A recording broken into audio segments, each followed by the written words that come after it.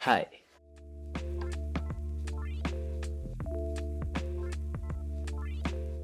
untuk episode kali ini kita akan mempelajari bagaimana cara mengubah objek data dari sebuah objek, khususnya adalah mesh data, karena tidak seperti tipikal objek-objek yang lain yang bisa kita sesuaikan hanya melalui tab objek data saja. Bentuk dari mesh objek sendiri tidak bisa kita sesuaikan kalau hanya melalui tab objek data saja. Seperti biasa, kita langsung praktekkan supaya lebih mudah dipahami.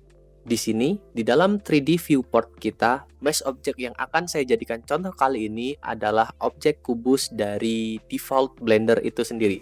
Perlu diperhatikan bahwa pada 3D viewport kita kali ini, kita sedang berada di object mode. Karena di sini kita hanya memilih, menyeleksi, dan memanipulasi objeknya saja. Hal ini bisa kita lihat di informasi yang terletak di ujung kiri atas ini. Di sini terlihat tulisannya adalah object mode. Kita bisa mengubah objek mode ini dengan cara klik tanda panah yang ada di sini. Kita klik, maka akan muncul banyak sekali mode. Tapi untuk episode kali ini, kita hanya akan membahas tentang edit mode saja. Maka kita pilih edit mode.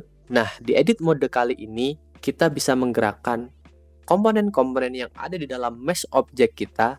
Tidak seperti di object mode yang kita menggerakkan keseluruhan objek. Di edit mode, kita bisa menggerakkan secara spesifik komponen-komponen dari objek tersebut.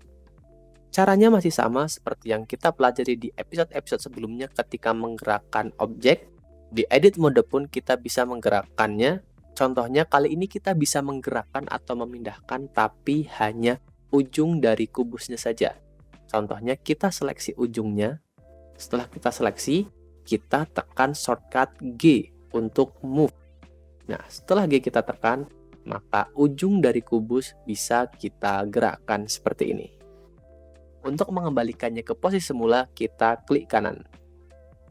Nah, titik ujung dari sebuah mesh object disebut sebagai vertex, sedangkan kumpulan dari vertex disebut vertices. Nah, di sini kita bisa memilih salah satu vertex-nya. Sekali lagi kita coba tekan shortcut G untuk move tool. Seperti ini. Kita kembalikan dengan cara klik kanan.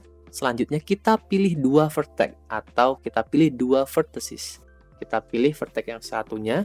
Kita tekan shift. Kita tekan tombol ujung vertex yang satunya. Kali ini kita memilih dua vertex secara bersamaan. Dan di sini ketika kita tekan G, masih sama, dia akan berpindah seperti ini. Atau kali ini kita juga bisa rotasi ataupun S untuk scale. Perlu diingat bahwa untuk scale dan rotasi itu tidak bisa kita gunakan kalau kita hanya memilih satu vertex saja. Ketika kita memilih satu vertex saja, yang bisa kita gunakan hanyalah move-nya atau shortcut G, seperti itu. Nah, memilih banyak sekali vertex secara bersamaan biasanya sangat jarang sekali digunakan. Orang-orang biasanya cenderung lebih memilih 3 mode yang ada di ujung sini. Nah, ketika kalian lihat di sini ada 3 mode. Yang pertama yang kita pilih sekarang adalah vertex selection. Jadi ketika kita pilih ini sebagai mode yang aktif, maka yang kita pilih adalah vertex-nya atau titik dari ujung mesh data kita. Sedangkan ketika kita pilih sampingnya di sini ada Add Selection, Add G Selection. Di sini ketika kita pilih dan kita aktifkan mode ini, maka kali ini yang kita pilih bukan ujung atau titiknya, tapi adalah garis ujung yang menghubungkan kedua titik. Paham? Jadi, ketika kita pilih mode yang pertama, yang kita pilih adalah titiknya saja. Mode yang kedua atau Add G Selection ini, yang kita pilih adalah penghubung antara dua vertex. Dan di mode yang ketiga ini, kita bisa memilih sekaligus permukaan yang terdiri dari 3 atau lebih edge atau garis ini. Seperti itu. Misalnya, kita pilih face selection seperti ini. Selanjutnya kita pilih, kita klik. Nah, maka sekarang yang terseleksi adalah keseluruhan permukaan dari objek yang kita pilih. Seperti ini, kita pilih permukaan atas, maka kita klik, maka otomatis 4 vertex yang ada di sini, begitu pula edge atau garis yang menghubungkannya juga akan ikut terseleksi. Perlu dipahami bahwa ketiga mode tadi itu sama, yaitu vertex selection, edge selection, dan face selection itu secara konsep sama. Bisa kita lihat di sini. Ketika kita memilih face selection seperti ini sama halnya dengan ketika kita menggunakan edge selection, lalu kita pilih salah satu garisnya, kita tekan shift, lalu kita pilih keempat edge-nya seperti ini pun sama seperti kita menggunakan vertex selection, lalu kita pilih 4 titik ujungnya. Nah, ketiga mode ini sebenarnya secara konsep sama. Jadi terserah kalian mode mana yang paling mendukung workflow kalian atau yang dirasa paling nyaman untuk kalian ketika menggunakan edit mode. Nah, untuk berpindah di antara 3 mode seleksi ini, kita bisa menekan angka 1 yang terletak di atas huruf Q.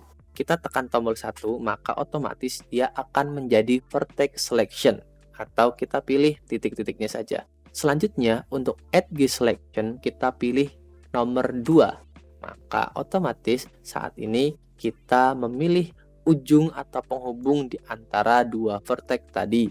Selanjutnya, untuk face selection berarti kita hanya tinggal menekan angka 3. Nah, kali ini yang kita pilih adalah bagian permukaan dari mesh objek kita. Yang terakhir, misalnya kali ini kita akan membuat objek yang kedua.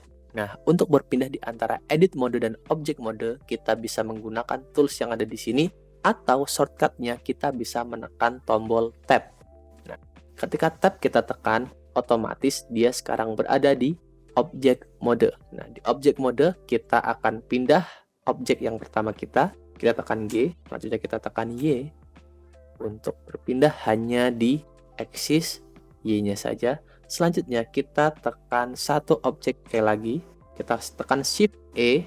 Selanjutnya kali ini kita akan memilih torus sebagai contoh objek kedua kita.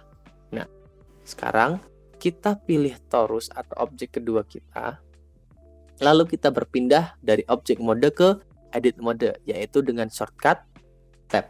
Nah, bisa kalian perhatikan bahwa ketika kita masuk ke edit mode, objek torus kita kali ini akan terlihat vertex atau vertices-nya.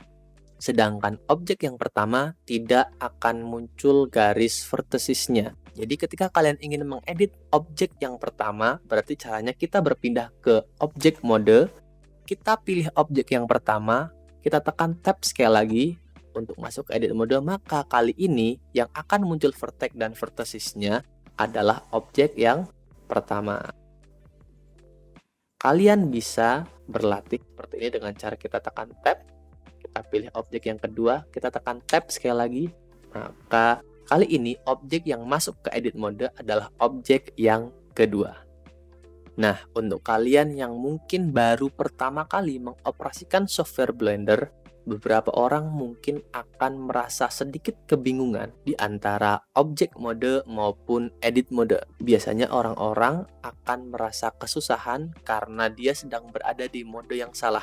Hal ini bisa kita hindari dengan cara kita melihat mode yang ada di ujung sini, berarti sekarang kita sedang berada di object mode, atau kita juga bisa memperhatikan tools yang ada di sini. Karena setiap mode, misalkan object mode toolsnya seperti ini, sedangkan edit mode toolsnya seperti ini. Jadi setiap mode itu akan berbeda toolsnya yang berada di samping kiri layar kita.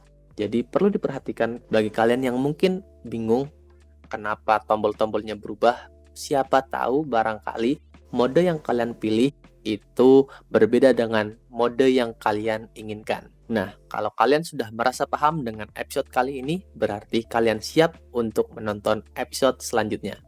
Bye.